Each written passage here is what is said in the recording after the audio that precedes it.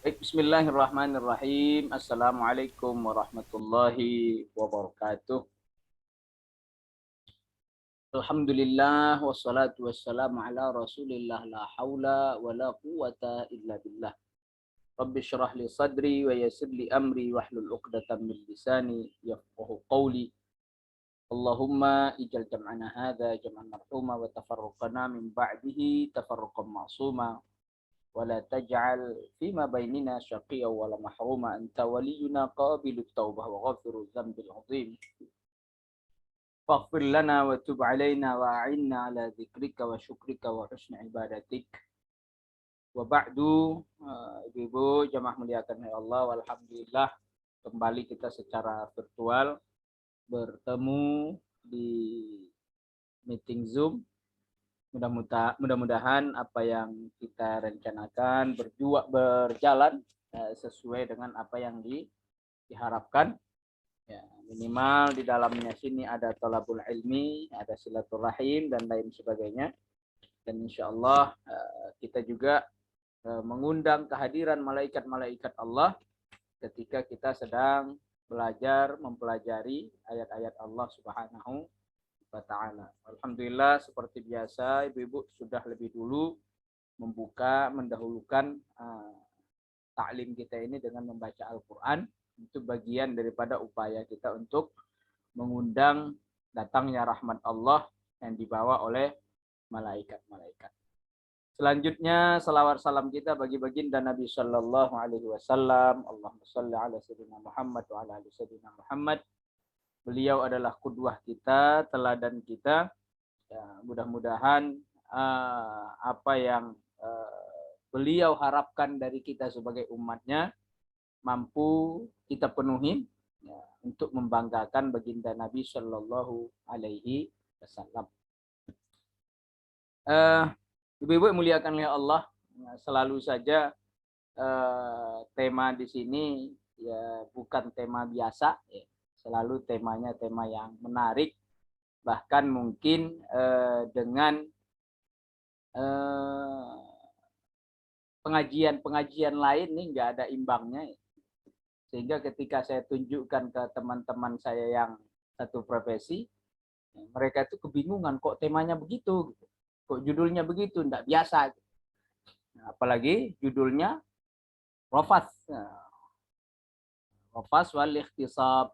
Ini menunjukkan bahwa taklim ini bukan taklim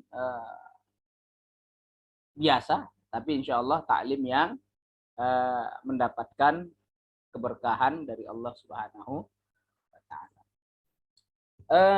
Sesuai dengan judul besarnya, Rofas, meskipun alurnya atau jalurnya seperti yang disampaikan oleh Bu Ana sebelum ini, ya, sebelum jadi tema atau judul Rofas dan zina, kita sudah berbincang bahwa arahnya ini adalah arah bagaimana hukum pemerkosaan dan sebagainya yang berkaitan tentang itu. Tapi untuk sampai ke sana tentunya kita akan membincang apa sih yang dimaksud dengan rofat. Dalam Al-Quran Allah Subhanahu wa Ta'ala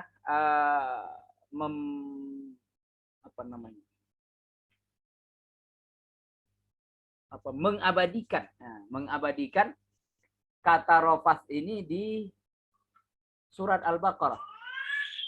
Nah, di surat Al-Baqarah di antaranya Allah Subhanahu wa taala berfirman, "Uhilla lakum lailatas shiyamir rafathu ila nisaikum." Uhilla lakum lailatas shiyam. Dihalalkan bagi kalian pada malam-malam bulan puasa ar-rafats ila nisaikum, untuk melakukan rafats terhadap istri-istri kalian. Uhilla lakum. Dan di tempat yang lain masih di surat Al-Baqarah Allah Subhanahu wa taala mengabadikan kata rofas berkaitan tentang haji. Tadi tentang puasa, sekarang berkaitan tentang haji. Nah, kata Allah, fala rafasa fiha wala rafasa wala fusuqa wala jidala fil hajj. Tidak boleh rofas di dalam pelaksanaan haji itu, wala fusuqa, tidak boleh kefasikan, wala jidal, dan tidak boleh juga berdebat fil hajj, dalam pelaksanaan ibadah haji. Sehingga kalau dari dua kesimpulan ini atau dari dua ayat ini bisa kita ambil kesimpulan pertama bahwa di ayat berkaitan tentang puasa atau tepatnya malam puasa, rofas di situ dihalalkan, dibolehkan, rofas mubah.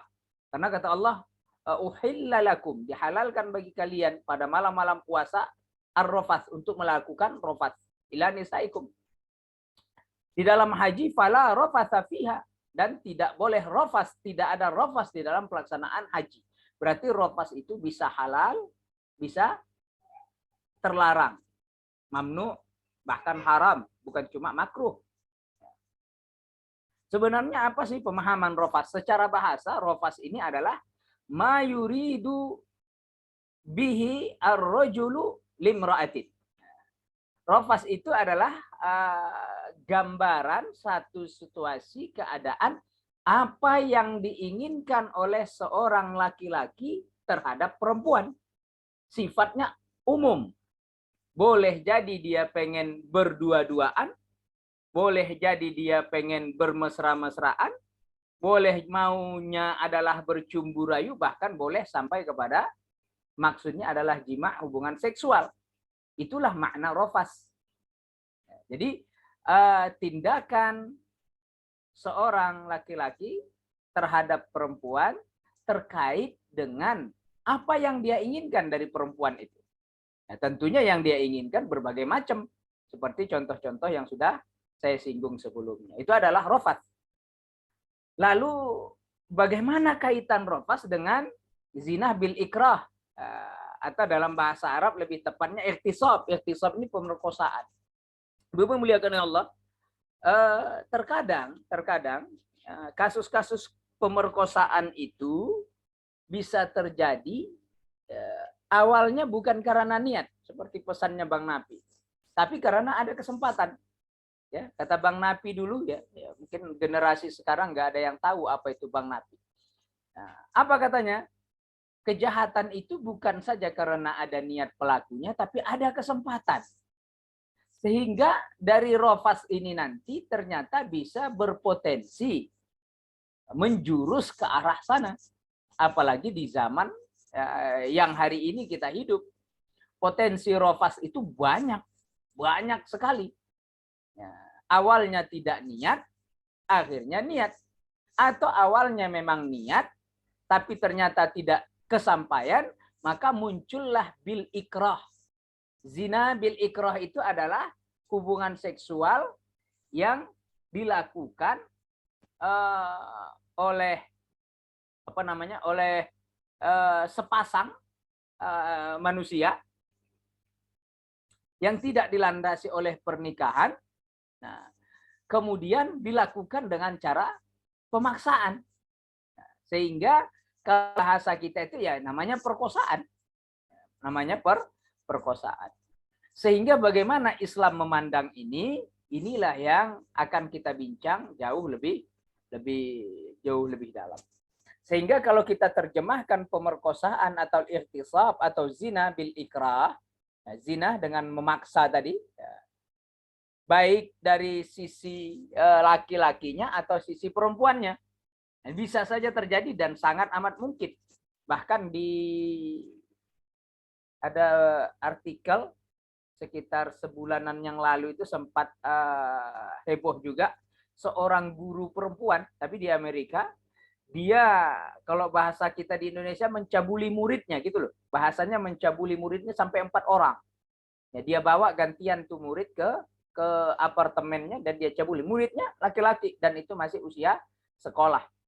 Nah, oleh kepolisian dia tetap dijerat sebagai pasal pemerkosaan anak di bawah umur meskipun dia perempuan. Nah, di Indonesia yang baru-barusan heboh kemarin yang terjadi di salah satu boarding school. Ya, kebanyakan teman-teman tidak mau menyebutnya sebagai pesantren karena itu boarding school bukan pesantren. Karena untuk menjadi pesantren dia tidak memenuhi syarat standar. Karena syarat pesantren itu harus ada kiai, kemudian ada masjid, ada kitab kuning, ada santri, ada kurikulum. Nah, itu baru namanya pesantren. Kalau boarding school tidak lengkap dengan 5 ini, maka tidak bisa dinamakan sebagai pesantren katanya. Kita kembali ke topik lah.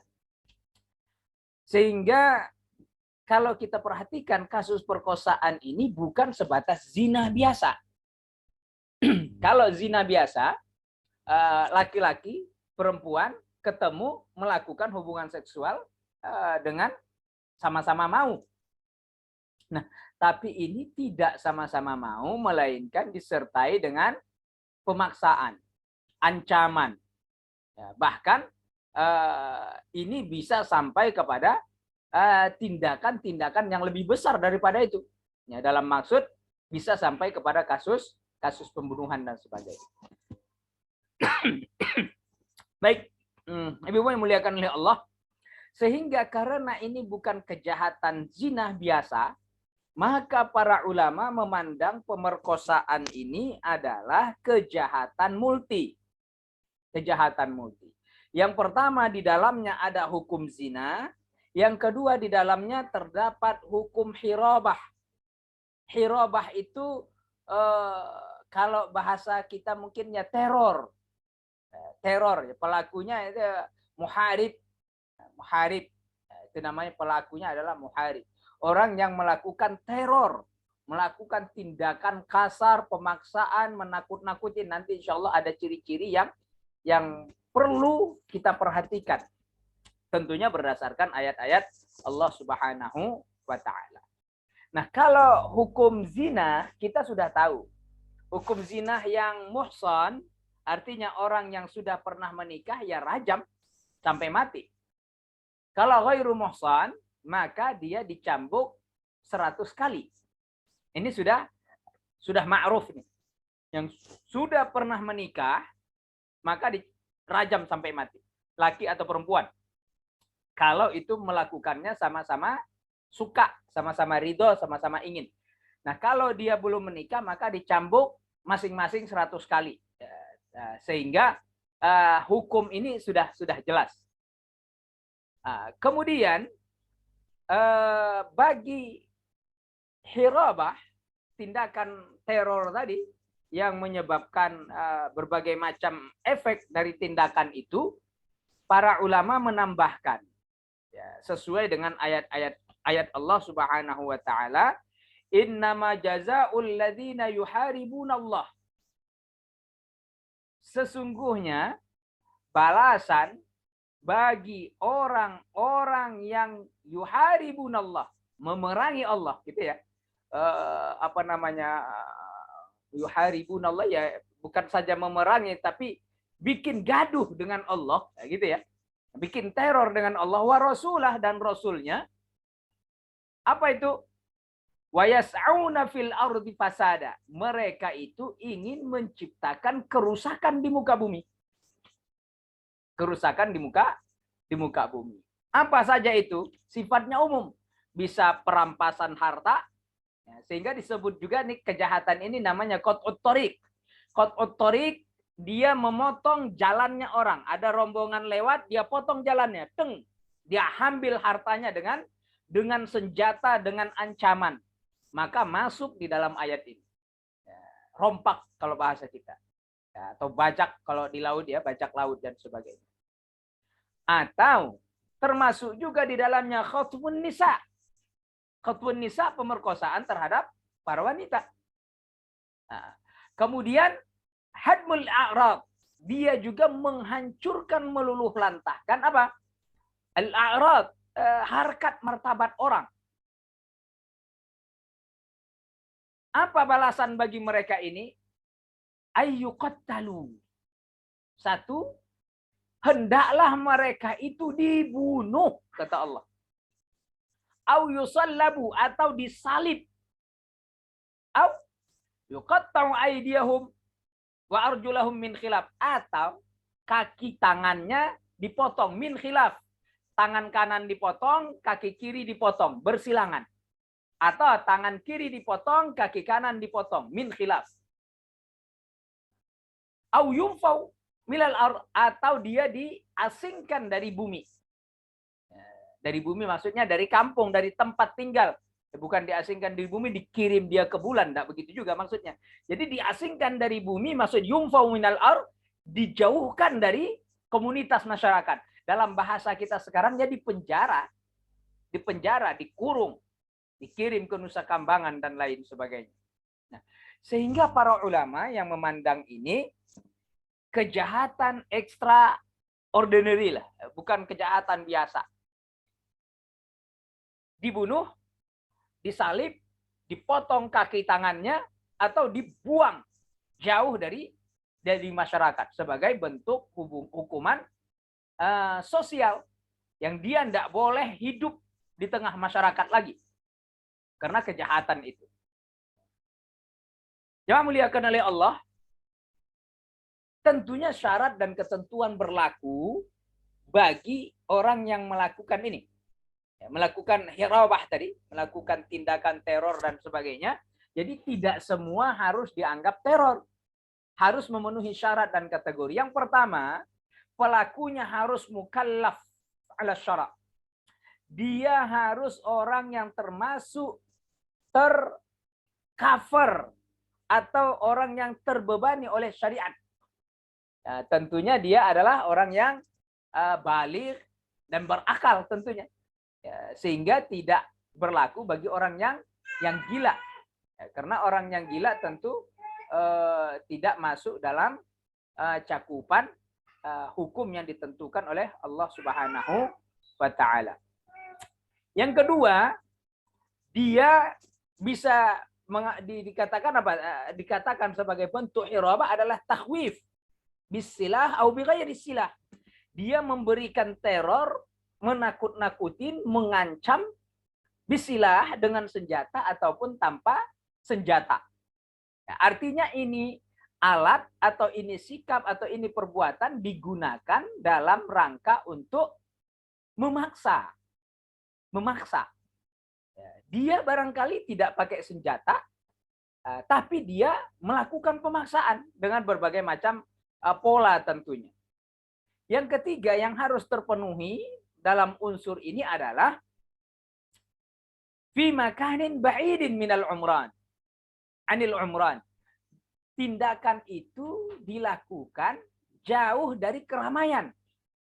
Jauh dari keramaian. Dan kemudian poin keempat yang harus terpenuhi adalah mujahir. Apa itu mujahir? Dilakukan dengan terang-terangan. Maksudnya apa? Dia tidak takut terhadap korbannya. Tidak tertakut terhadap korbannya. Kalau dia lakukan dengan cara sembunyi-sembunyi, dari jarak jauh, atau dilakukan dengan terpaksa, bukan karena keberanian yang muncul dari dirinya sendiri, maka itu tidak masuk kategori. Dan di mana-mana yang kita perhatikan kasus perkosaan dilakukan oleh yang mujahir tadi. Orang yang memang berani terhadap korbannya. Karena dia bisa merasakan bahwa korbannya ini tidak berdaya. Bahwa korbannya ini nggak bisa nolak. Maka dia jumawa lebih berani untuk menekan korbannya. Dan dilakukan itu di tempat yang tertutup tentunya. Ya, di tempat yang terasing. Dia bawa barangkali di tengah jalan, dia bawa barangkali, atau dia sekap di jalanan. Orang yang pulang malam misalkan, dia stop motornya, dia stop mobilnya, dia rampas, dia lakukan di tempat yang sepi. Ya, artinya tidak dilakukan di tempat umum. Ya.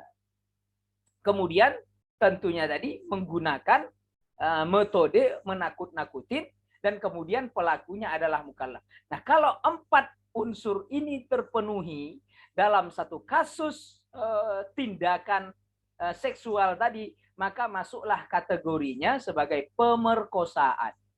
Maka hukumnya tidak saja hukum zina, tapi juga dia harus terkena hukum hirabah. Jadi ada 2 kejahatan besar yang dia lakukan, yang tentunya kita berlindung kepada Allah dari kejahatan ini terhadap diri kita, keluarga kita, sahabat-sahabat kita, orang-orang yang ada di sekitar kita, dan umumnya kaum muslimin, muslimat yang ada di Indonesia, bahkan di seluruh dunia, supaya ini dijauhkan oleh Allah Subhanahu wa taala dari dalam kehidupan kita. Tapi kita perlu juga memandang bagaimana pendapat para ulama. Pendapat para ulama. Di antaranya para ulama memberikan kategori atas tindakan kejahatan yang ekstra ini. Kalau bagi pelakunya orang yang sudah pernah menikah, rajam sampai mati, plus ditambah lagi kewajiban membayar nafkah. Nafkah ini ya kalau bahasa kita ya denda kayak membayar mahar. Karena dia sudah melakukan menerobos sesuatu yang tidak boleh dia terobos. Maka harus ada mahar ganti rugi yang harus dia bayarkan. Dalam bahasa kita itu lebih tepatnya mungkin denda yang harus dibayarkan terhadap korbannya tadi. Nah, kemudian apabila pelakunya yang belum menikah, maka hukumannya yang pertama adalah dicambuk 100 kali. Kemudian ditambah lagi tadi yumfau minal ar, diusir dari kampung dalam pengertian kita dipenjara. Kemudian ditambah lagi hukuman ta'zir dari hakim. Artinya hakim berhak untuk memberikan hukuman tambahan bagi pelaku pemerkosaan ya, ataupun zina bil ikrah, zina dengan pemaksaan. Jadi hakim berhak memberikan ta'zir, hukuman tambahan di luar hukuman hudud. Di luar hukuman hudud. Ditambah lagi nafkah. Ditambah lagi nafkah, ditambah lagi uang denda yang nominalnya disesuaikan sesuai tempat dan waktu. Di mana dia berada, di mana korban berada, kapan korban, ya, sehingga waktu dan tempat mempengaruhi berapa yang harus dia bayar. Nah, jadi tidak saja dengan denda-denda fisik, hukuman-hukuman fisik tadi, ada juga hukuman sosial yang dipenjara, diasingkan dari kehidupan masyarakat, bisa juga ditambah oleh hakim lagi. Ingat bahwa ta'zir menurut mazhab Hanafi boleh sampai pembunuhan. Artinya apa? Pelakunya, katakan pezinah tadi yang ghairu muhsan, yang belum pernah menikah, melakukan pemerkosaan, hakim boleh menambah hukuman ta'zir sampai pada level bunuh. Sehingga pendapat Abu Hanifah ini digunakan oleh sebagian para ulama membolehkan untuk menghukum mati. I'dam. I'dam itu apa? Menghukum mati pelaku pemerkosaan terhadap anak di bawah umur. Ya, karena asalnya hukumannya adalah dicambuk 100 kali. Tapi rasa-rasanya nggak cukup. Rasa-rasanya nggak cukup. Maka para ulama berpegang kepada pendapatnya Abu Hanifah yang mengatakan boleh ta'zir itu melebihi daripada hudud. Hudud adalah hukuman yang ditentukan. Hukuman ditentukannya 100 kali. Tapi mazhab Abu Hanifah membolehkan lebih daripada itu. Ya, seberapa? Terserah, mau dicambuk sampai 200 kali, 300 kali, atau bahkan sampai hukum mati pun menurut mazhab Abu Hanifah boleh. Tapi menurut jumhur para ulama mengatakan namanya ta'zir tidak boleh melebihi hukum hudud. Kalau hudud misalkan cambuk 100 kali, maka hakim hanya boleh di bawah itu sedikit.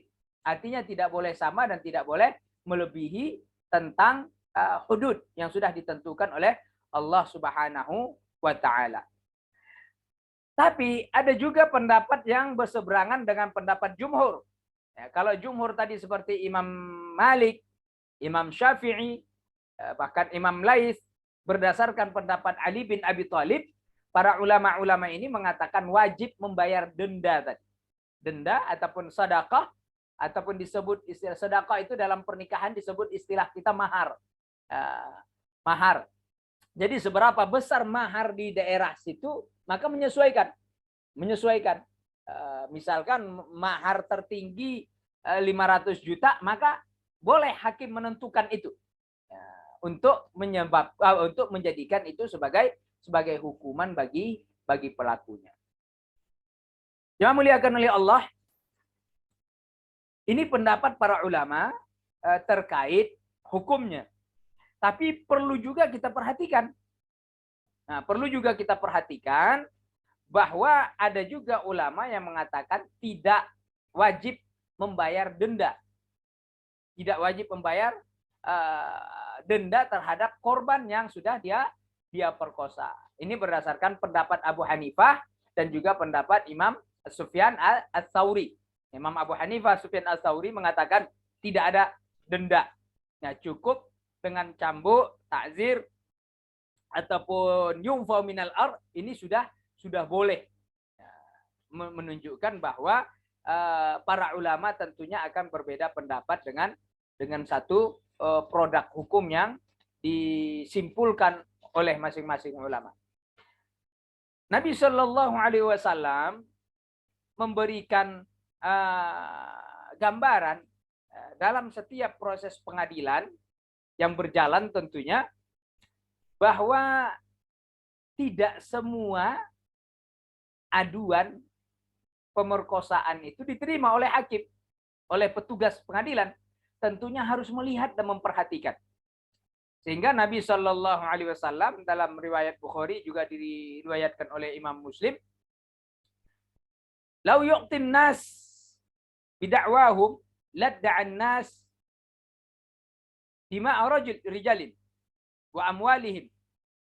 Kata Nabi Shallallahu Alaihi Wasallam, seandainya diberikan kepada setiap orang untuk diterima aduan-aduan mereka tadi.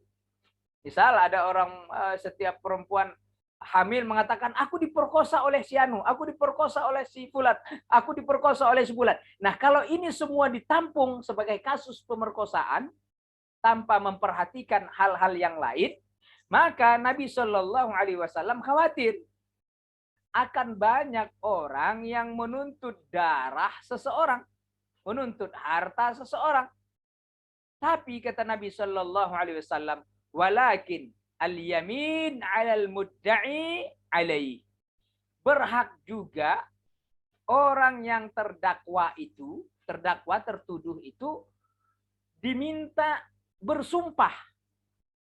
Artinya silakan kamu mengadu atas kejahatan tertentu, tapi yang kamu adukan, yang kamu tuduh tersangka ini berhak juga menolak tuduhanmu.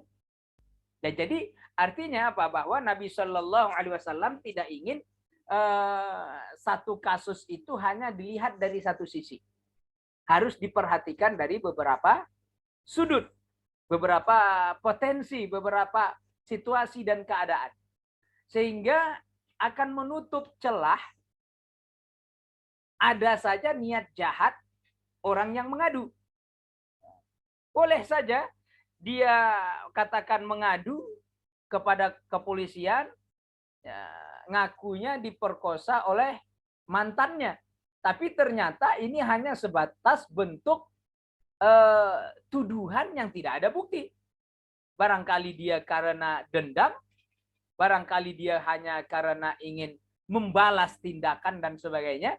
Ya, sehingga ini diperhatikan oleh mahkamah, oleh hakim. Ya, sehingga tidak semua tuntutan atau pengaduan itu diterima. Nah, harus ada kategori syarat-syarat yang berlaku, barulah pengaduan itu dianggap sah, legal untuk diproses sebagai satu kejahatan, ya, satu tindakan kriminal. Kita melihat bagaimana kisahnya Nabi Yusuf alaihissalam. Nabi Yusuf alaihissalam itu kan tertuduh, mudda'i alaih, tertuduh, terdakwa, didakwalah gitu, dituduh sebagai apa? Sebagai orang yang berusaha untuk melakukan pemerkosaan terhadap keluarga raja. Min ahlik dalam bahasa Al-Quran gitu. Tidak dikatakan istrimu, tidak dikatakan ini, tapi dikatakan oleh min ahlik, bagian dari keluargamu. Fama jazaun. Apa balasan bagi orang yang ingin melakukan keburukan terhadap keluargamu? Nah, ini pengakuan Zulaikha itu begitu. Nah, sehingga potensinya kalau pengaduan ini saja yang diterima tanpa melihat sanggahan dari Yusuf alaihissalam, maka Yusuf akan terzalimi. Akan terzalimi. Meskipun pada akhirnya Yusuf terpenjara. Terpenjara karena dia jauh lebih memilih di penjara daripada hidup bebas dengan teror yang selalu dia alamin. Ya. Sehingga ini bukti konkret bahwa tidak semua kasus yang mengadukan pemerkosaan itu adalah pemerkosaan. Karena boleh jadi pertama mereka melakukannya suka dengan suka, kemudian setelah hamil disuruh nikahin ternyata tidak mau, maka ngadulah ke polisi, sudah diperkosa. Kapan? Dulu 4 bulan yang lalu dan sebagainya. Waktu itu aku diancam kalau ngasih tahu ini, tapi sekarang aku udah nggak takut lagi dia, ya kan? Cerita bisa dikarang. Sehingga hakim perlu juga mendengar keterangan sebelah pihak. Sehingga benar bagaimana yang disampaikan oleh Nabi Shallallahu Alaihi Wasallam, seandainya ini diterima dari sebelah pihak, maka semua orang akan mengadu kayak begitu, tanpa harus ada pembuktian, hanya bermodal perasaan. Ya, terlepaslah dari kasus yang beberapa waktu kemarin heboh sampai ke media, ada seorang perempuan yang mati bunuh diri karena mengalami sempat hamil sampai 2 kali, disuruh menggugurkan. Kita bisa bayangkan bahwa tindakan itu bukan sekali 2 kali, kehamilannya sampai 2 kali, menggugurkannya dan sebagainya sudah dilakukan berulang kali. Rasa-rasanya hakim perlu mencermatin ini. Perlu mencermatin ini tanpa harus menyudutkan korban. Tentunya tanpa harus menyudutkan korban. Nah, sehingga hukum yang berlaku ya harus diperhatikan.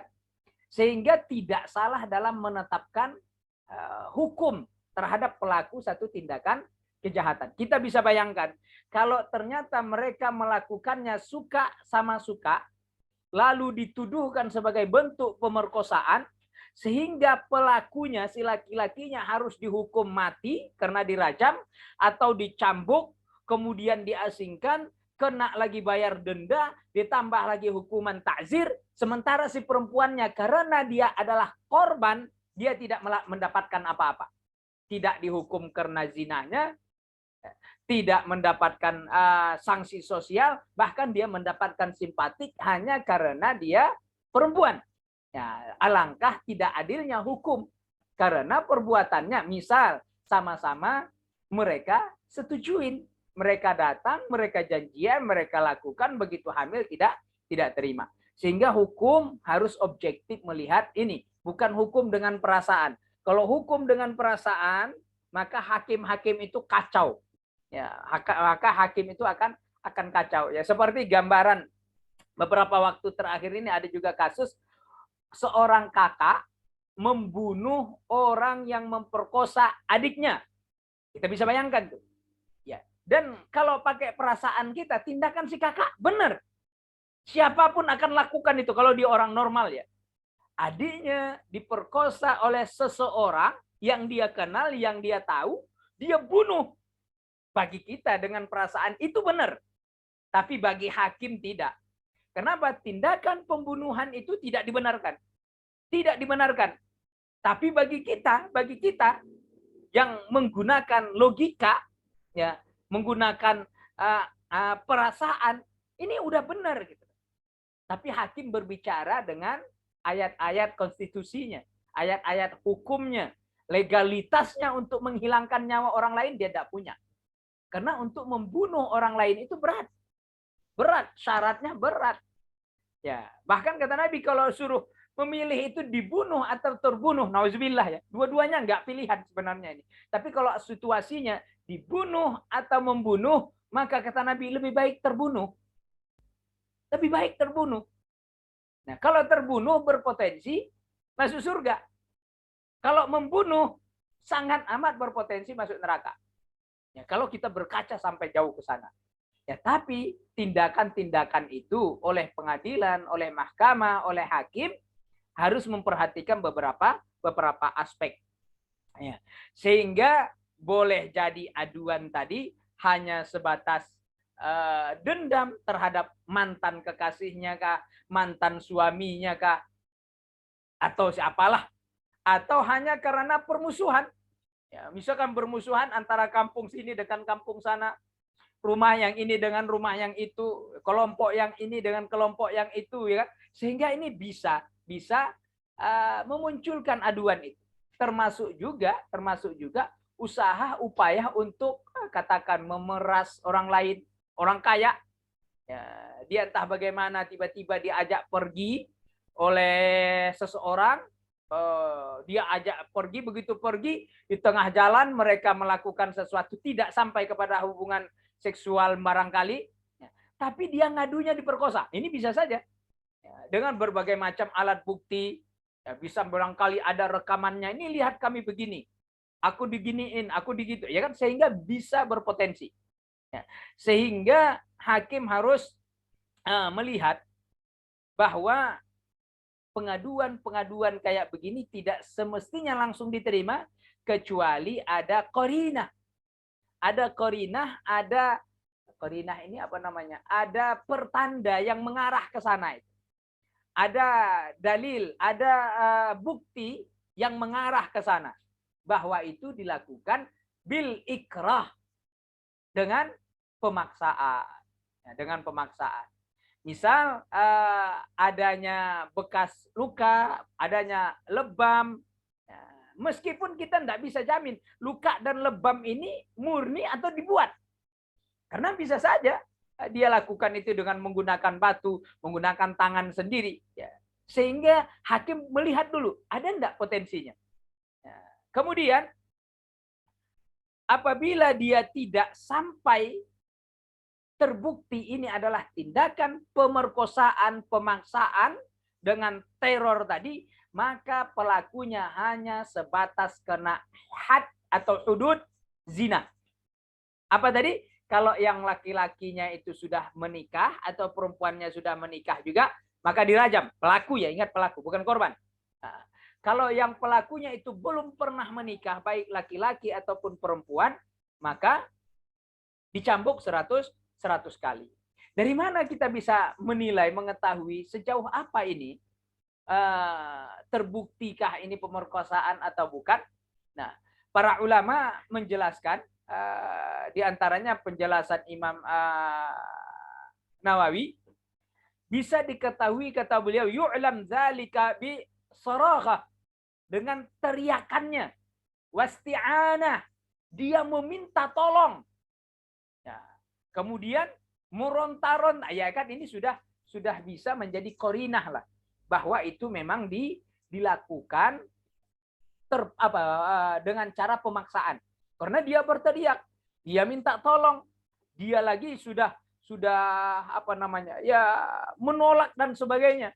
Ya, sehingga korinah-korinah ini, tanda-tanda ini bisa menjadi landasan bahwa perbuatan itu benar-benar ikhtisab, benar-benar adalah zina bil ikrah, sehingga pelakunya berhak diberikan hukuman yang 2 kali lipat. Pertama tadi hukuman zina, yang kedua hukuman muharabah atau hirabah terhadap korbannya. Jemaah muliakan oleh Allah. Nah, ditambah lagi ada hukuman ta'zir. Ta'zir tadi bisa sampai hukuman mati. Di beberapa negara yang saya sebutkan tadi, sampai meletakkan hukuman mati terhadap pelaku pemerkosaan terhadap anak di bawah umur. Meskipun itu melampaui hukum hudud. Hukum hudud. Atau saya ingin terangkan sedikit bahwa dalam Islam itu hukuman itu ada 3. Ini hukuman paling pokok. Yang pertama ini adalah kisos. Kisos. Nyawa dibayar nyawa. Telinga bayar telinga. Hidung bayar hidung. Mata bayar mata. Luka bayar luka. Jadi itu namanya kisos. Membayar dengan tindakan serupa. Orang lain dicobel hidungnya, maka cobel juga hidung pelakunya. Tentunya lewat proses pengadilan. Bukan ketemu dia lagi di kafe, dicobel langsung. Kamu kemarin nyobel aku, sekarang aku cobel kamu. Itu yang tidak bisa diterima. Harus lewat proses pengadilan. Itu namanya hukuman, ukubah. Yang pertama namanya kisos. Hukuman mati, bunuh, dibayar bunuh. Itu namanya kisos. Yang kedua, ada hukuman yang sifatnya hudud. Hudud ini apa? Ada batasan-batasan. Hudud itu artinya batasan. Batasan yang sudah ditentukan oleh Allah Subhanahu wa taala. Ya, apa itu? Pencuri potong tangan, ya kan? Penzina dirajam, penzina yang belum menikah maka dia dicambuk. Termasuk orang yang belum menikah tapi pernah melakukan hubungan seksual, kemudian dia melakukan hubungan itu kali kedua, maka dia sudah dianggap orang yang muhsan, orang yang sudah layak mendapatkan hukuman mati, rajam. Dulu dia pernah dicambuk 100 kali karena ketahuan berzina. Yang kedua, melakukan lagi, boleh sampai pada tahap rajam. Kenapa? Karena dia sudah dianggap kategori muhsan. Nah, meskipun misalkan dia lakukan itu tidak dari depan, tapi dia lakukan dari belakang, masih kena. Meskipun dia lakukan itu terhadap hewan, bukan kepada manusia, maka bisa juga kena. Ya, dulu dia pernah memperkosa sapi misalkan, memperkosa kambing misalkan. Kemudian dia besok-besok coba memperkosa manusia. Kemarin dia sudah dianggap muhsan karena sudah pernah memperkosa sapi. Hari ini dia berzina dengan seorang perempuan bentuknya manusia, maka dia sudah kena hukuman muhsan tadi. Ya, itu namanya hudud. Ya, orang mabuk, cambuk 40 kali, itu namanya hudud ya, terhadap pelaku mabuk khamar. Orang yang menuduh orang lain melakukan perbuatan zina tanpa ada 4 orang saksi, namanya qadzaf, menuduh orang lain berbuat zina tanpa menghadirkan 4 orang saksi, maka pelakunya boleh mendapatkan hukuman hudud berupa cambuk 80 kali. Jadi hukuman yang sudah ditentukan oleh Allah namanya hudud. Kalau qisas tadi berkaitan balasan sesuai dengan tindakan apa yang dilakukan. Kalau hudud, hukuman yang ditentukan oleh Allah atas kejahatan-kejahatan kategori tertentu. Yang ketiga, qisas, hudud. Yang ketiga ini adalah takzir. Takzir itu apa? Kebijaksanaan hakim dalam menentukan hukum. Kebijaksanaan hakim dalam menentukan hukuman apa yang paling tepat. Boleh jadi tepatnya hukuman mati, boleh jadi tepatnya di penjara, boleh jadi tepatnya dibayar denda, boleh jadi tepatnya mengganti ini dan itu. Sehingga kita bisa melihat bahwa hukuman-hukuman di dalam Islam itu memang benar-benar diatur detail oleh Allah Subhanahu wa taala sesuai dengan konteksnya masing-masing. Bahkan diberikan kepada hakim sebagai bentuk apa? Sebagai bentuk perpanjangan tangan Allah di muka bumi untuk memberikan hukuman kepada pelaku-pelaku kemaksiatan atau pelaku-pelaku kejahatan-kejahatan yang diharamkan oleh Allah Subhanahu wa taala. Ibu muliakan oleh Allah. Kemudian kita beralih ke efek dari pemerkosaan itu. Ada beberapa efek. Yang pertama yang paling sering terjadi adalah kehamilan. Kehamilan. Nah, apa yang terjadi? Para ulama memberikan 2 garis besar sih sebenarnya. Korban pemerkosaan, 1 tidak hamil. Artinya apa? Dia waktu diperkosa, waktu diperkosa kondisinya tidak hamil. Dia tidak hamil, kemudian setelah diperkosa itu jadi hamil. Bagaimana hukumnya bagi si wanita yang menjadi korban pemerkosaan? Ini kalau sudah jelas ini pemerkosaan. Pelakunya tadi sudah jelas itu tadi ya. Hukumnya udah jelas karena hukuman zina ditambah lagi hukuman hirabah. Ya, kalau itu terbukti memang tindakan pemerkosaan. Sekarang bagi korban. Bagi korban jelas kalau terbukti itu pemerkosaan, tidak ada hudud, tidak ada had zina terhadap korban. Tapi apabila dia hamil dengan anak hasil perkosaan tadi, boleh jadi yang memperkosa itu adalah pacarnya, boleh jadi yang memperkosa itu adalah temannya, atau boleh jadi yang memperkosa itu adalah musuhnya. Misalkan datang tentara asing ke negerinya, tiba-tiba tentara asing datang masuk ke rumah, kemudian memperkosa setiap wanita-wanita yang ada, lalu terjadi kehamilan. Dan ini sangat mungkin terjadi. Apa yang harus dilakukan oleh si wanita? Bolehkah dia menggugurkan kandungannya atau tidak boleh? Jumhur para ulama memberikan keterangan orang yang kasusnya pemerkosaan seperti ini, dia dibolehkan untuk menggugurkan kandungan. Isqatul rahim, isqatul janin, untuk menggugurkan janin yang dia kandung. Tentunya dengan berbagai macam cara. Itu kita tidak bincang bagaimana cara menggugurkan kandungan, kita tidak bincang. Tapi dia diizinkan selama tindakan itu dilakukan sebelum janin berusia 4 bulan. Nah, kalau sudah berusia 4 bulan, maka para ulama sebagian besarnya mengatakan sudah masuk kategori haram menggugurkan janin yang dia kandung. Kenapa? Karena anak yang dia kandung sudah hidup. Membunuh anak yang sudah hidup di dalam perut hukumnya haram. Nah, tapi kalau menggugurkan sebelum anak itu ditiupkan ruh usia 4 bulan, maka para ulama berkesimpulan boleh dibolehkan untuk menggugurkan itu. Nah, tapi kalau sudah lewat di atas 4 bulan, maka haram baginya untuk membunuh anak yang dikandung. Lantas anak itu anak siapa? Anak itu akan menjadi anaknya. Akan menjadi anak si korban. Artinya apa? Ini adalah hasil sel telurnya dia. Sel telurnya dia itu yang ada di dalam rahim itu adalah sel telurnya. Sehingga itu adalah anaknya. Kalaupun bernasab, bernasablah kepadanya. Bukan bernasab kepada orang yang memperkosanya. Tidak. Selamanya tidak boleh. Kenapa? Karena satu, tidak ada ikatan pernikahan. Sehingga tidak boleh dinasabkan kepada ayah biologisnya yang sudah memperkosa ibunya. Tidak boleh dinasabkan anak hasil perkosaan kepada pelakunya. Kemudian, apabila dia ini hamil, ternyata dia sudah bersuami. Nah, ketika diperkosa kondisinya tidak hamil, setelah diperkosa dia hamil, maka suaminya berhak untuk istibra. Apa istibra ini? Lepas tangan. Lepas tangan, kata suaminya, mohon maaf, itu bukan anakku. Bukan anakku. Artinya tidak boleh bernasab kepadaku, gitu loh. Tidak boleh bernasab kepadaku. Karena kehamilannya bukan karena aku, tapi karena orang pemerkosa. Nah, boleh, berhak suami untuk menolak itu.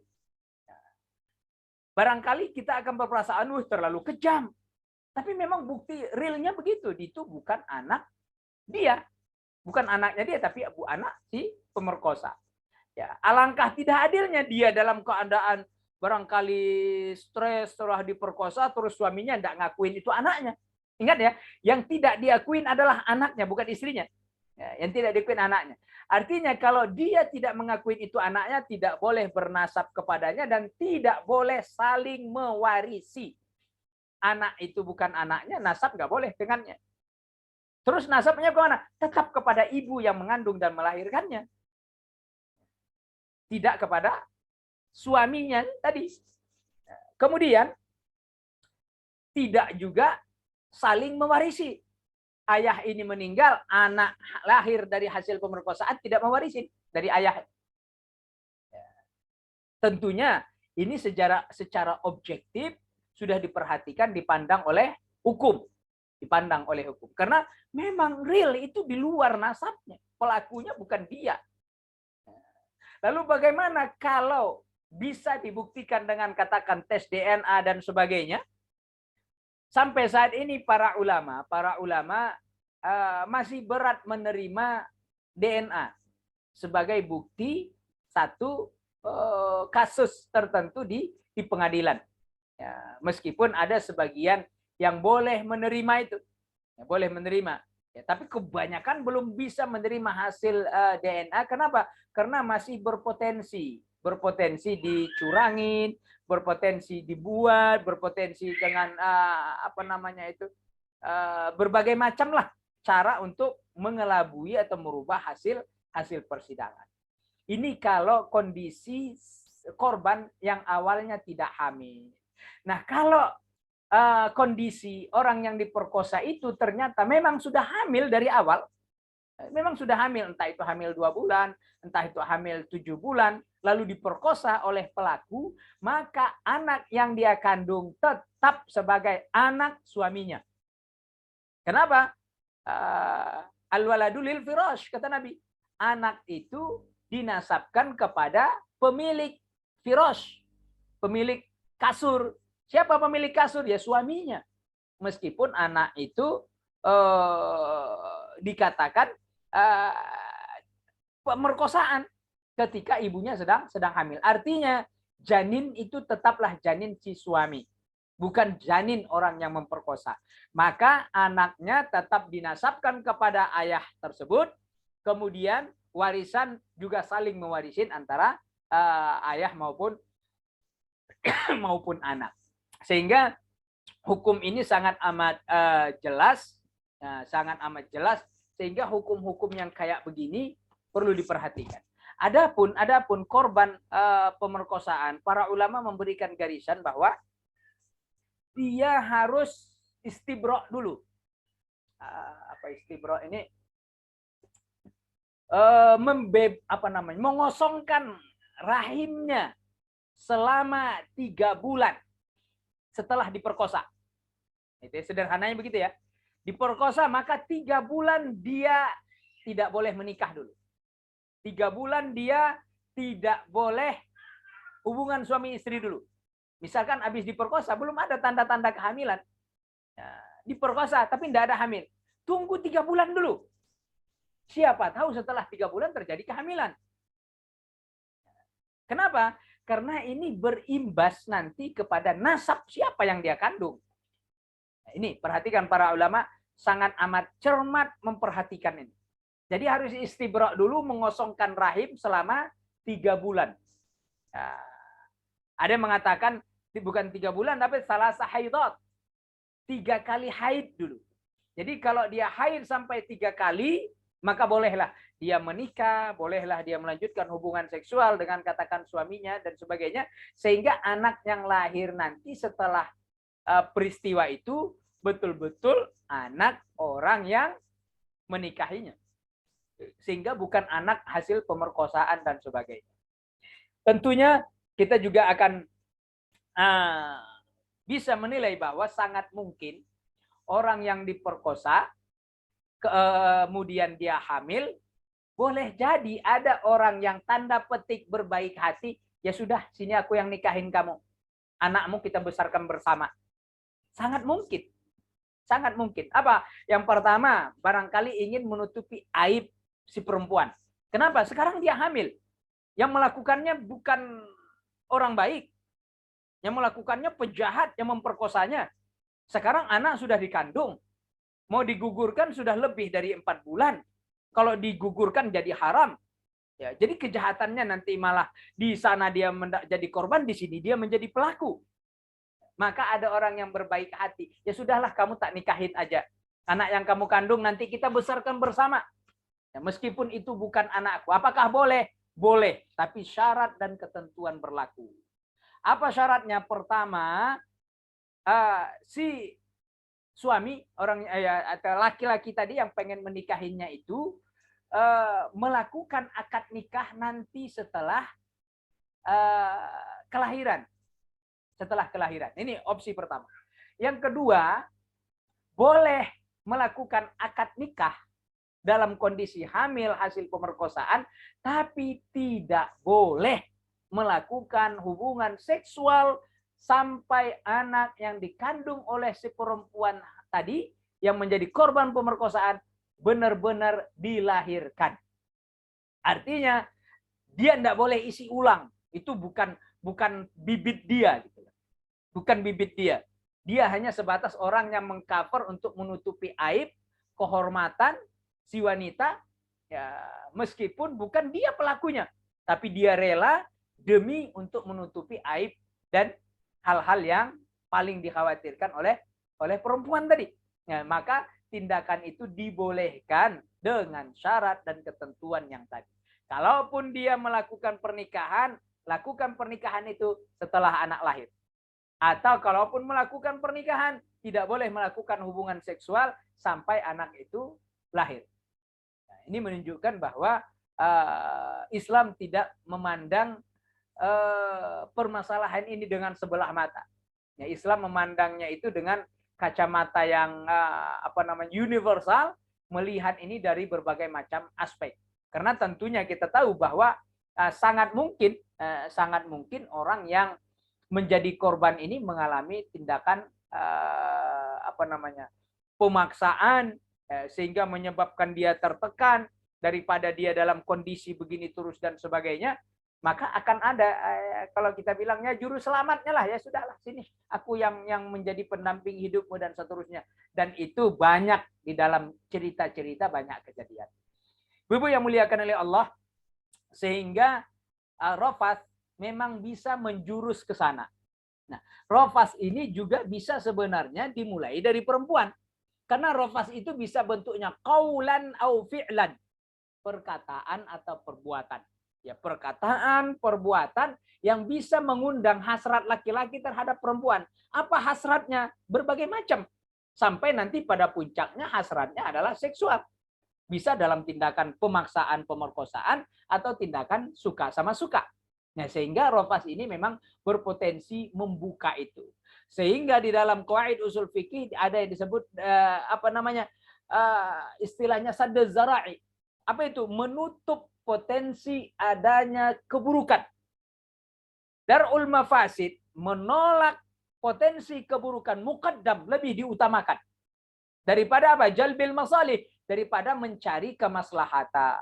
Menolak satu keburukan jauh lebih utama daripada mengejar satu kebaikan.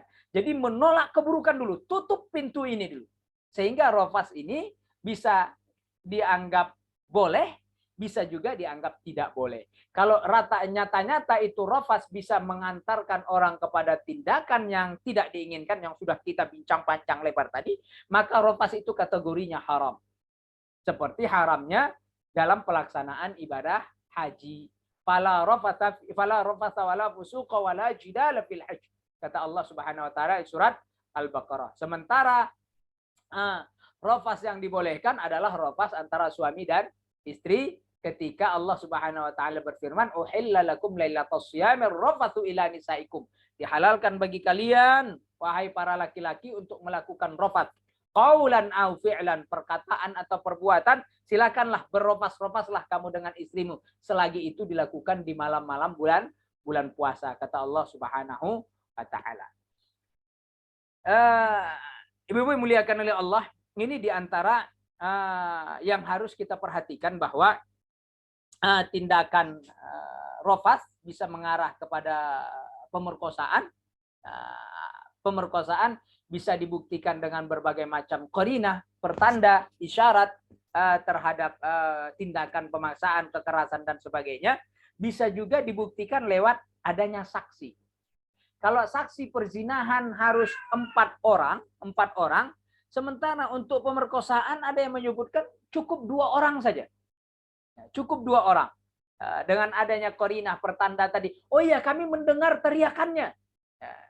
Oh iya, aku mendengar dia meronta-ronta itu di dalam ruangan, tapi kami tidak bisa buka, misalkan begitu. Sehingga meronta, berteriak, minta tolong itu sudah cukup sebagai bentuk sebagai bentuk tindakan pemerkosaan yang terbukti. Apabila itu tidak sampai pada bentuk pemerkosaan, misalkan dia maksa mau memperkosa tapi gagal, karena dalam bentuk pengertian fikih, yang namanya zina itu harus memasukkan kemaluan laki-laki kepada kemaluan perempuan, biqadri hasyafah, gitu, sesuai dengan ukuran kepalanya itu. Nah, kalau itu sudah masuk, maka masuklah kategori zina.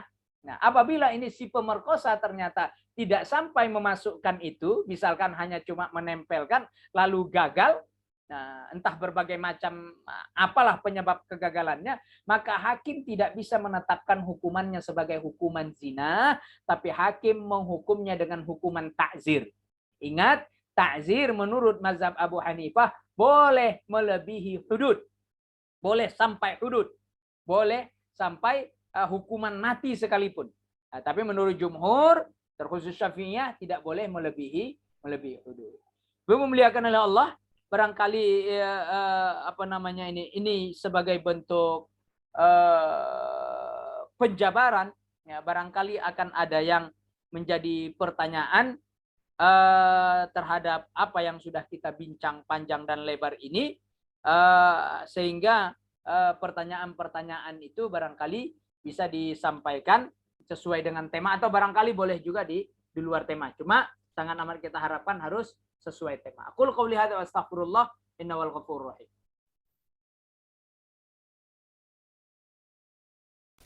Jazakumullah Ustadz. Kita luar biasa dapat banyak persoalan hukum di sini ya. Mungkin agak sedikit tertati-tati untuk memahaminya, tapi insya Allah kita mendapatkan gambaran yang lebih besar, dan insya Allah ini akan lebih dikembangkan lagi dengan pertanyaan-pertanyaan yang silakan Ibu-Bu bisa dituliskan melalui kolom chat ataupun bertanya langsung. Saya lihat sudah ada Mbak Dwita. Silakan Mbak Dwita, di unmute dulu. Ya, Assalamualaikum Pak Ustadz. Terima kasih Ana. Saya mau nanya. Ini ada Ibu Tanti nanya, itu yang dirajam sebelumnya itu dia bayar denda dulu, atau kalau udah dirajam nggak bisa bayar denda gitu. Nomor 2 itu ada, saya baca ini sebenarnya novel, jadi istri yang dinikahi itu diperkosa sama orang sampai hamil, nah dia nikahi persis seperti yang Ustadz tadi katakan, tapi waktu melahirkan istrinya itu meninggal. Nah udah dalam berjalannya waktu, anaknya udah besar, nah suami istrinya itu jatuh cinta sama anak ini. Nah, boleh dinikah gitu jadi ya Ustadz ya. Makasih. Assalamualaikum. Baik. Masya Allah. Pertanyaannya bagus. Apakah orang yang dirajam tadi suruh bayar denda dulu atau tidak? Ya tentu bayar denda dulu. Tentu bayar denda dulu terhadap korban. Andai dia tidak bisa bayar denda hari itu, maka harta warisannya yang diambil untuk membayar denda. Dan ketetapan denda itu berdasarkan kebiasaan di kampung atau di negeri tersebut. Ya, misalkan kalau mahar yang berlaku pada tempat itu atau zaman itu misalkan 100 juta, maka 100 juta itulah yang ditetapkan oleh hakim. Pelaku misalkan tidak punya uang, maka dia harus tetap dirajam, kemudian hartanya akan disita untuk membayar itu. Kalau tidak punya juga, maka akan ada walinya yang akan membayar. Karena korban sudah dirugikan sekali oleh tindakan pemerkosaan dan sebagainya. Jadi tetap sesuai dengan keputusan hakim, pertama dirajam, kemudian ditambah denda. Ya, kalau bahasa kita denda, dalam bahasa fikih sedekah namanya. Sedekah itu ya kalau perempuan biasa namanya mahar. Fatuhunna sadaqatuhunna, berikan kepada mereka sedekah mereka. Sedekah maksudnya apa? Mahar. Fatuhunna sadaqatuhunna, berikan kepada mereka sedekahnya. Artinya apa? Mahar. Ya, karena dia sudah dirugikan. Ya, sudah dirugikan. Nah, jadi tetap harus dibayar. Kemudian bagaimana kalau terjadi seperti kasus yang diceritakan oleh Bu Dwita, dia menikahin orang yang hamil karena kasus perkosaan, lahir anaknya ternyata anaknya perempuan, itu bukan anaknya dia, karena dia yang mengasuh dan sebagainya, jatuh cinta, lalu dia nikahin. Apakah itu boleh? Ya boleh. Itu bukan anaknya dia, itulah anak istrinya. Anak istrinya. Anak istrinya yang sebenarnya bukan bernasab kepada dia. Tapi ada pula para ulama yang memandang ini pendapat yang lebih kuat. Apa? Ini anak istrinya tetaplah tidak boleh dia nikahin. Tetaplah tidak boleh dia nikahin. Kenapa? semua anak-anak istrinya sama statusnya seperti anak. Ya.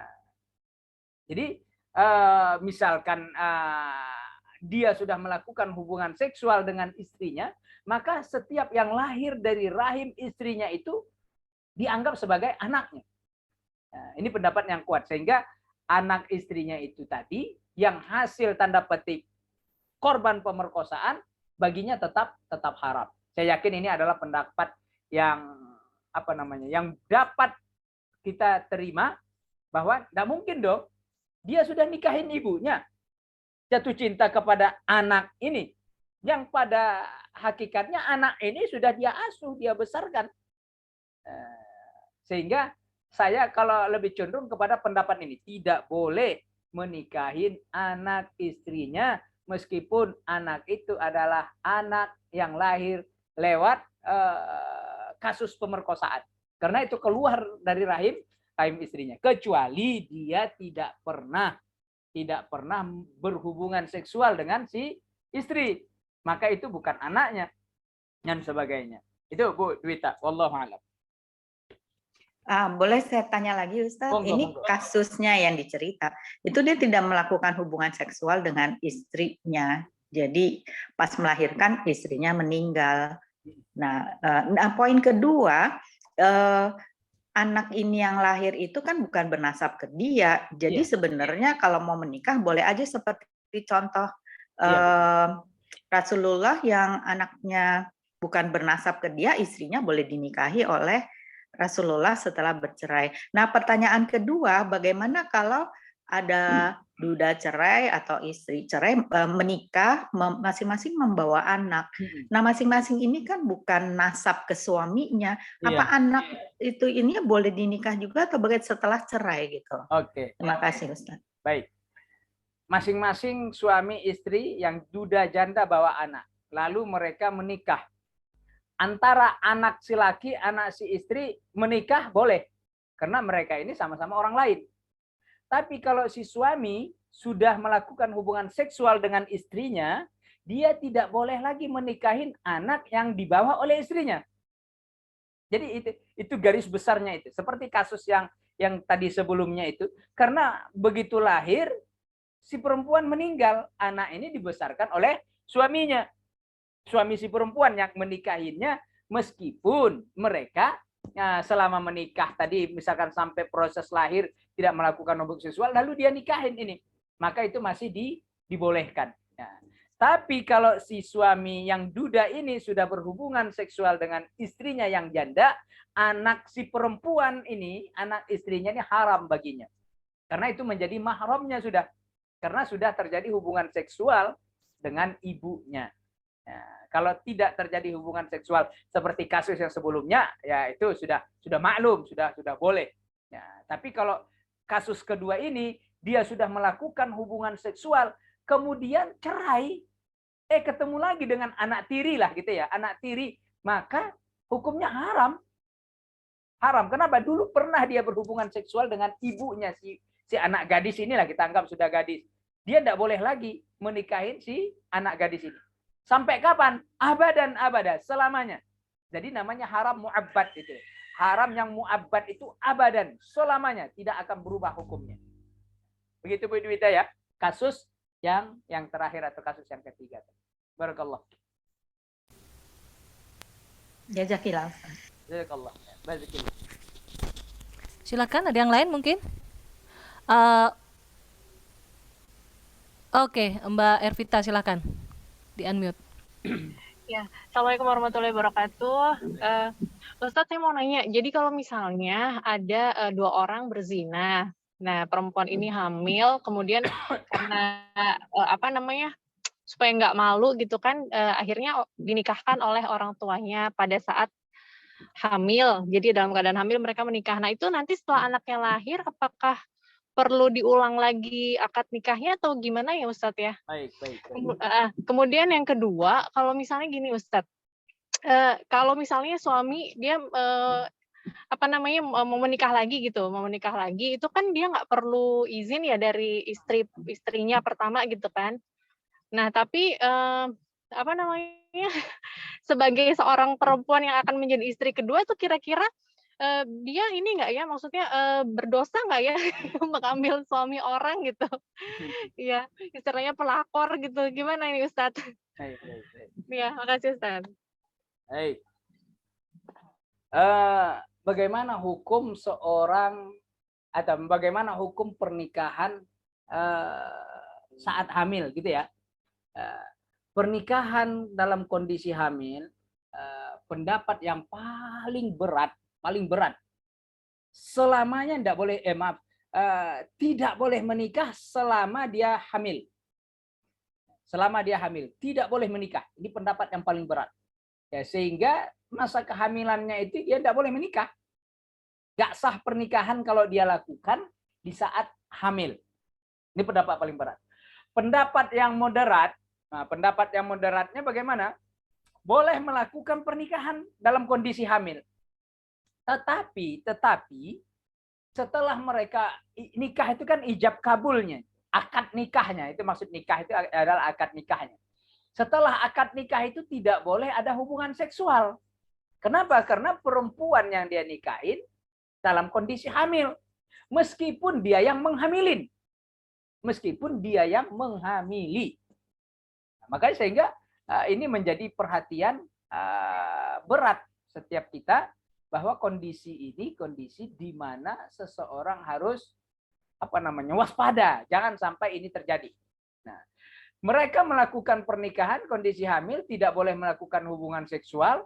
Nah, kalau anak itu lahir bukan anaknya dia. Tapi pernikahannya sah nggak? Sah. Pernikahannya sah. Ini pendapat yang moderat ya. Pernikahannya sah, tapi selama masa kehamilan tidak boleh ada hubungan seksual sampai istrinya melahirkan, sampai masa iddahnya, masa nifasnya berakhir, baru boleh melakukan hubungan seksual. Nah, ini pendapat yang moderat, ya, pendapat yang moderat. Dan para ulama memegang pendapat ini. Apakah setelah anak itu lahir mereka nanti ijab kabul lagi? Tidak perlu. Kenapa? Karena sudah dianggap sah. Sampai lahir sudah dianggap sah. Ya. Karena sampai lahir tidak boleh hubungan seksual. Pernikahan akadnya tadi dianggap sah. Jadi nggak perlu diulang kembali. Nah, tapi ada juga para ulama, khususnya ulama Indonesia lah, untuk lihtiyati, untuk kehati-hatian, mengingat pendapat pertama yang paling keras tadi. Apa itu? Pendapat yang paling keras, selama hamil, selamanya tidak boleh menikah. Sampai anak itu lahir, habis masa nifasnya, baru dia menikah. Nah, itu mengingat pendapat itu. Lalu kenapa mereka melakukan ijab kabul? Kalau memang ini dan sebagainya, ya kita tahu, menutupi malu. Nah, nanti siapa tahu ini hamil, ayahnya siapa? Ya kan bingung. Ya, karena melakukan hubungan seksualnya sebelum terjadi pernikahan. Jadi untuk menutupi aib, menutupi malu, ya para ulama memandang ini penting juga, sehingga anak yang lahir tadi tidak dianggap oleh masyarakat umum tanpa ayah, meskipun pada hakikatnya dia tanpa ayah. Nasabnya adalah kepada ibunya. Ketika si anak nanti, kalau dia lahir adalah perempuan, pengen menikah, maka yang menjadi walinya adalah wali hakim, bukan ayah biologisnya tadi. Nah, sehingga benar-benar harus diperhatikan. Saya kira itu, Bu, siapa tadi saya lupa yang bertanya. Ya. Yang kedua, bagaimana status istri kedua ya, yang dinikahin oleh suaminya tanpa izin dari istri pertama. Nah, bagaimana? Ya kalau pakai perasaan ya jelas, saya yakin istri pertama ndak kasih, istri kedua ndak mau. Ya. Tapi kadang situasi memaksa. Namanya hati ya, hati. Makanya kata Nabi, ya muqallibal qulub tsabbit qalbi ala ta'atik. Wahai yang memiliki hati, teguhkan hatiku selalu berada di dalam ketaatan kepadamu. Kata Nabi Shallallahu Alaihi Wasallam dalam doanya yang diajarkan kepada kita. Yahulu bainal mar'i wa qalbih. Allah Subhanahu wa taala mengasih jarak antara kita dengan hati kita, ini ada jarak. Artinya apa? Hati ini bukan milik kita. Bukan milik kita. di kejadian-kejadian tertentu ada saja perempuan, aku rela menjadi istri keduanya, aku rela menjadi istri ketiganya, gitu. Jadi tidak lagi dia pakai apa namanya perasaan-perasaan biasa, ya sudah, ini ketetapan hatiku, aku siap gitu loh. Ya. Sehingga apa namanya membuat kita itu kadang tidak bisa berpatok pada perasaan. Kalau kita ikuti perasaan, ya orang menjadi status istri kedua itu juga sebenarnya tidaklah enak. Gitu.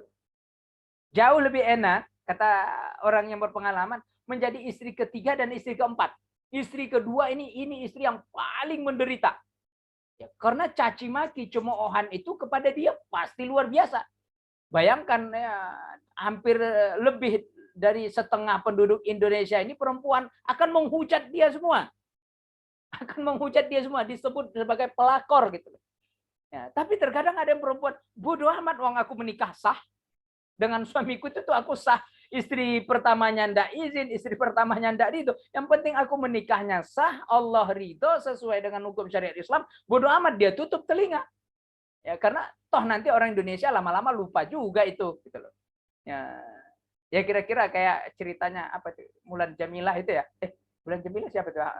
Ahmad Dhani itu. Ya kira-kira begitulah. Ya karena dia artis, orang sulit lupa. Kasus Agim ya orang sekarang kan sudah mulai kabur, udah lupa itu. Ya. Kenapa? Ya karena kalau dengerin lidahnya orang, nggak ada selesainya lidahnya orang ngomongin kita. Jadi kalau kita bertumpu kepada lidahnya orang, nggak ada selesainya. Nah karena orang ngomong itu pakai perasaan, bukan pakai hukum. Kalau hukumnya dia nikahnya sah, ya kan, dilakukan sesuai dengan syariat, diakui lagi oleh negara, why not gitu loh. Apa omongan orang ya, kalau bahasa kasar, emang kamu yang ngasih aku makan, kan begitu nanti omongan orang. Nah tapi kalau pakai perasaan, ya iya berat ya, banyak orang yang tidak berani melakukan itu, ya kenapa, dia tidak akan sanggup menghadapi teror dari apalagi netizen, ya Allah luar biasa gitu ya. Netizen ini luar biasa terornya terhadap pelakor ini masih sensitif, ya, terkhusus kita di Indonesia. Ya kalau di Arab sana sudah relatif agak adem ayem, meskipun tidak legowo itu tetap. Jangankan mereka, Sayyidah Aisyah Ummul Mukminin, istri Nabi Shallallahu Alaihi Wasallam, juga merasakan kecemburuan yang sama. Ya, karena dia juga wanita normal, itu lumrah. Ketika datang seorang perempuan ke tenda Nabi Shallallahu Alaihi Wasallam, Aisyah di dalam. Datang perempuan itu kepada Rasulullah minta ditebus. Begitu melihat seperempuan, Aisyah sudah feeling, wah ini bakal jadi saingan baru nih, gitu loh. Bakal jadi saingan baru nih, gitu loh. Sehingga benar nanti perempuan itu ditebus oleh Rasulullah. Karena sudah ditebus merdeka, budak, statusnya budak ya. Sudah merdeka, kemudian dia masuk Islam dan dikawini oleh Rasul Shallallahu Alaihi Wasallam. Wanita itu adalah wanita Yahudi yang dinikahi oleh Nabi Shallallahu Alaihi Wasallam, dan ini membuat Aisyah cemburu. Cantik luar biasa, cantik. Dia wanita Yahudi, cantik, sudah masuk Islam, dinikahi oleh Rasulullah. Jadi Aisyah yang juga cantik pun merasa tersaingin dan cemburu, itu lumrah bagi perempuannya, lumrah. Ya, tapi bagi istri Nabi ini bukan satu hal yang mudah. Ya, sampai-sampai Aisyah itu kan suka ngolokin, dasar Yahudi, dasar perempuan Yahudi. Akhirnya istri Nabi yang Yahudi tadi datang mengadu kepada Rasulullah Shallallahu Alaihi Wasallam. Ya Rasulullah, aku dikata-katain sama Aisyah, Yahudi. Rasul Shallallahu Alaihi Wasallam katakan kepada istrinya, kata Nabi, katakan kepada Aisyah, kalau kamu dibilang Yahudi, ya iya, kan memang Yahudi gitu. Ngaku, ya memang Yahudi. Apa katanya? Ayahmu Nabi, pamanmu Nabi, kakekmu Nabi. Coba kasih tahu begitu. Masya Allah. Apa yang dia maksud? Ayahnya Nabi itu adalah Musa alaihissalam. Artinya dia keturunan Nabi. Yahudi itu garisnya sampai ke Nabi. Kakeknya siapa? Sampai ke atas. sampai ke atas kepada Yakub alaihissalam.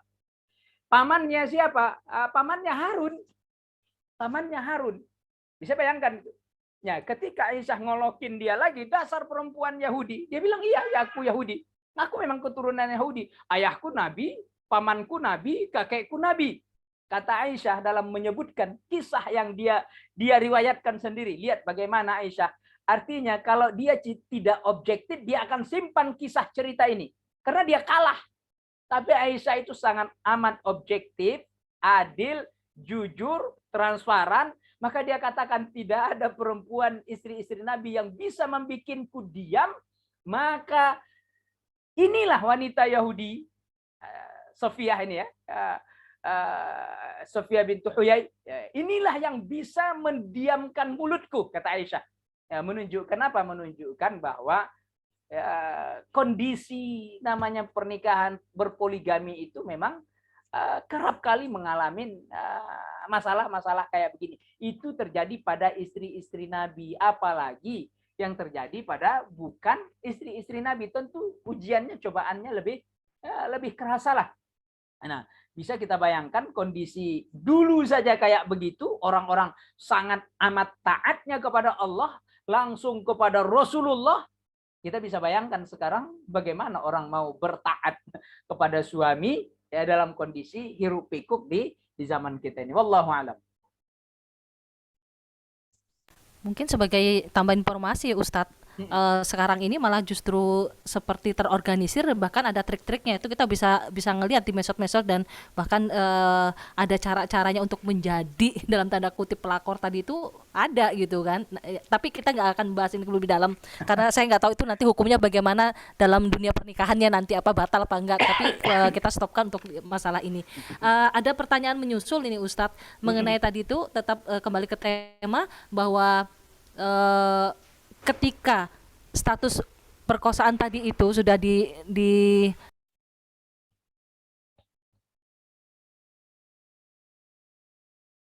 Halo?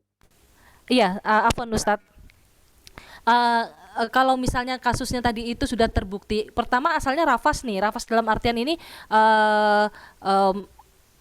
suka sama suka, tapi dalam perjalanannya bahwa dia terbukti diperkosa gitu Ustadz. Nah ini apakah hukum bagi korban, dan sudah terbukti gitu kan, hukum bagi korban juga mendapatkan hal yang setimpal atau tidak Ustadz? Ini tadi belum kita sampai ke sana gitu. Gimana? Jadi kan misalnya dua orang gitu kan, dan ini sering terjadi seperti itu, kasus-kasusnya dua orang suka sama suka terus pergi begitu kan, dalam artian berduaan, dan ternyata dia menjadi korban perkosaan, dan itu terbukti gitu dalam hakim gitu. Nah ini bagaimana untuk pihak yang menjadi korban ini Ustadz? Tetap dia bebas, artinya dia tidak terkena hudud zina. Meskipun perginya dia niatnya jalan-jalan, sampai di sana malah diperkosa, gitu loh. Niat mereka berkholwat saja, tapi niat dia bukan melakukan hubungan seksual kan. Nah, kalau dia ketika melakukan hubungan seksualnya itu ridho, suka sama suka, mau sama mau, maka dia kena hukum zina. Ya, tapi kalau dia itu terbukti memang diperkosa dengan berbagai macam pembuktian yang ada, memang asli dia tuh diperkosa. Atau misalkan awalnya memang niat berzina, tapi ternyata begitu sampai di TKP nggak jadi zina, takut dosa, tapi terlanjur diperkosa. Nah ini bisa menggugurkan dia dari hukum zina. Ya, karena apa? Karena dia melakukan itu tidak dengan ridho, tapi dengan pemaksaan, ancaman, teror. Maka itu bisa menyebabkan dia selamat dari hukuman zina, karena dia melakukannya itu tidak suka dengan suka. Artinya dia dalam kondisi diperkosa dan terpaksa. Wallahu a'lam. Jelas sekali Ustadz. Kemudian usia korban di bawah umur itu kategori dalam Islam berapa Ustadz? Maaf, Islam tidak mengkategorikan di bawah umur, itu nggak ada dalam Islam. Tidak mengkategorikan dalam hal ini ya, tidak ada istilahnya di bawah umur sekian, nggak ada. Ya, tidak memperhatikan. Hanya saja di masyarakat modern kita memang memberikan garisan itu. Misalkan 17 tahun ke bawah dianggap kategori bawah umur, atau 18 tahun ke bawah kategori bawah umur. Apabila terjadi hubungan seksual, meskipun suka sama suka, ini kalau dilakukan oleh orang yang misalkan yang lebih tua dan sebagainya, bisa dianggap sebagai bentuk pemerkosaan. Ya, sehingga harus hati-hati, sehingga hukumannya lebih berat, lebih berat.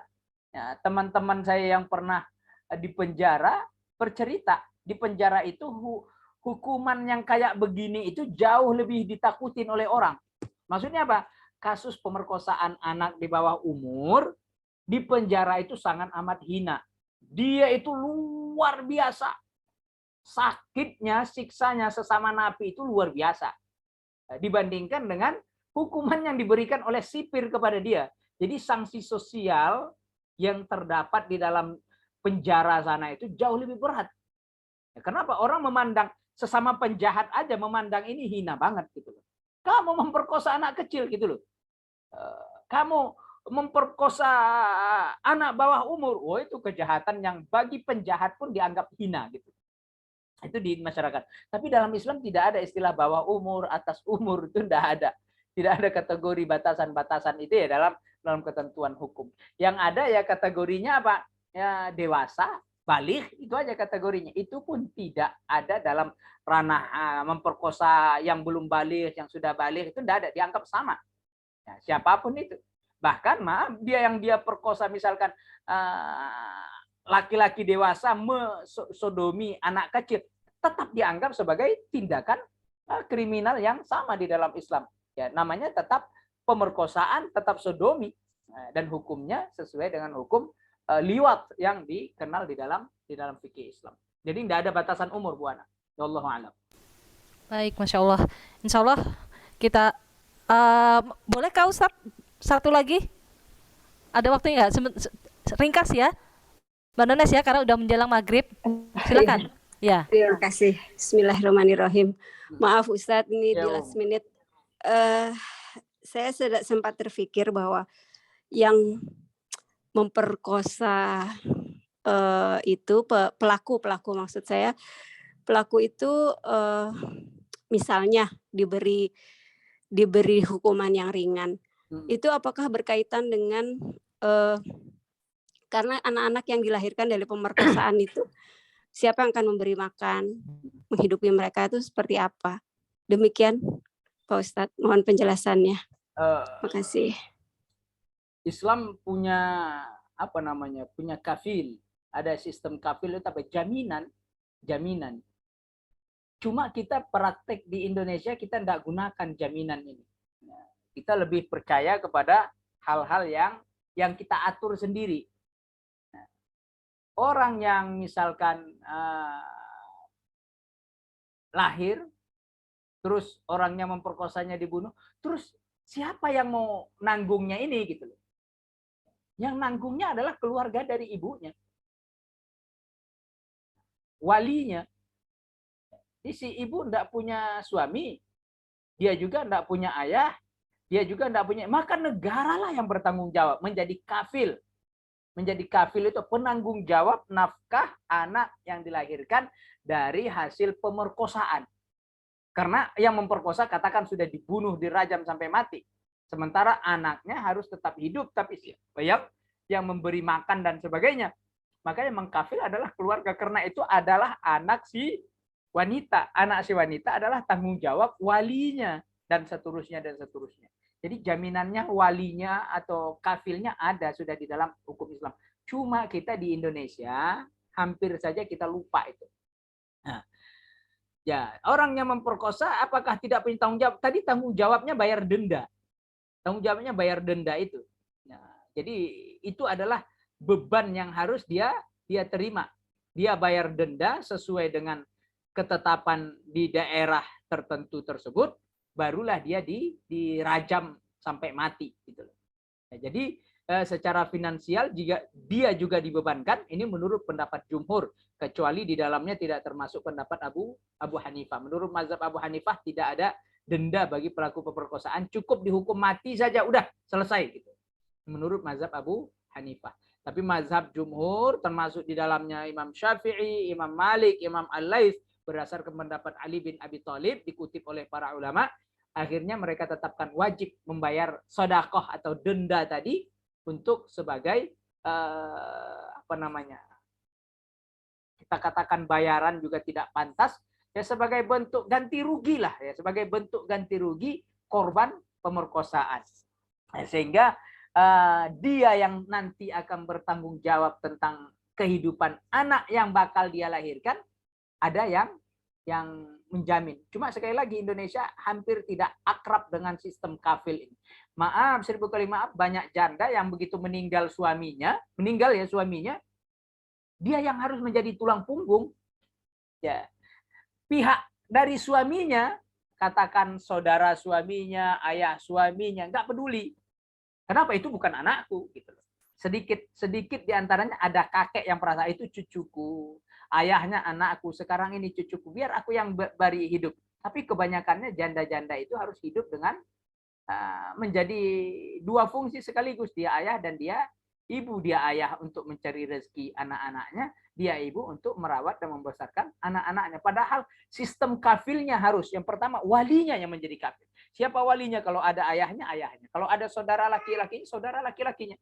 Nah, itu harusnya berlaku, ditetapkan di dalam hukum kita di Indonesia, tapi kurang, pada praktiknya kurang.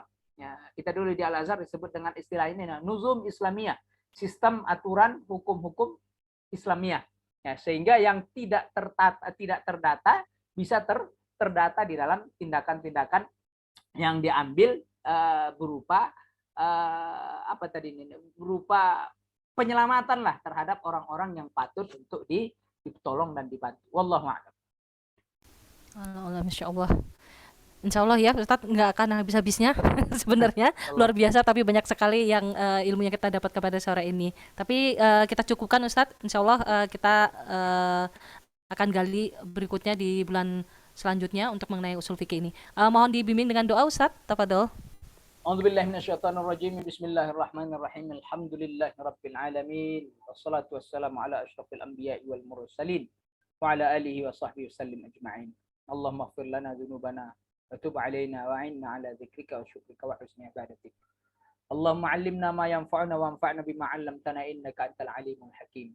Allahumma dzakkirna ma nusina wa 'allimna ma jahilna bi rahmatika ya man anta 'ala kulli syai'in qadir.